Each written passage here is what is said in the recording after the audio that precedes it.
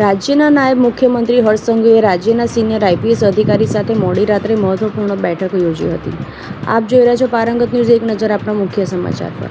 રાજ્યના નાયબ મુખ્યમંત્રી હર્ષ સંઘવીએ રાજ્યના સિનિયર આઈપીએસ અધિકારીઓ સાથે મળીને રાત્રે મહત્વપૂર્ણ બેઠક યોજી હતી, જેમાં રાજ્યની કાયદો અને વ્યવસ્થાની સ્થિતિ, પોલીસની કામગીરી તેમજ નાગરિક કેન્દ્ર સેવાઓને વધુ અસરકારક બનાવવા અંગે વિસ્તૃત ચર્ચા વિચારણા કરવામાં આવી હતી। ત્યારે આ બેઠકમાં રાજ્યના ચારેય મહાનગરોના પોલીસ કમિશનરો સહિત ઉચ્ચ પોલીસ અધિકારીઓ હાજર રહ્યા હતા।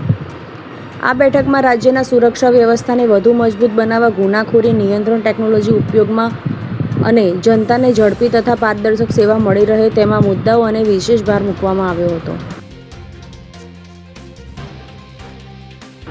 આ બેઠક અંગે નાયબ મુખ્યમંત્રી હર્ષ સંઘવીએ જણાવ્યું હતું કે આ નિયમિત વહીવટીય બેઠક હતી, જેમાં જનસંપર્ક કાર્યક્રમો અને અન્ય પૂર્વ નિર્ધારિત કાર્યક્રમોને કારણે બેઠક મોડી રાત્રે શરૂ કરવી પડી હતી। વધુમાં તેમણે જણાવ્યું હતું કે આવી સમીક્ષા બેઠકો ઉપર મહિને યોજવામાં આવે છે, જેથી પોલીસ તંત્રની કામગીરીનું સતત મૂલ્યાંકન થઈ શકે છે અને જરૂરી માર્ગદર્શન આપી શકાય છે।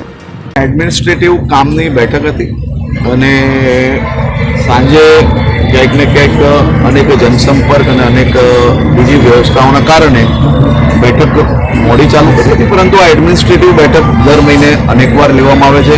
કાલે બી લેવામાં આવેલી હતી। ઘણા બધા એડમિનિસ્ટ્રેટિવ નિર્ણયોને લઈને આ બેઠક મોડી રાત સુધી ચાલી હતી અને રાજ્યના નાગરિકોના હિતમાં અનેક વિષયોની ચર્ચા થઈ।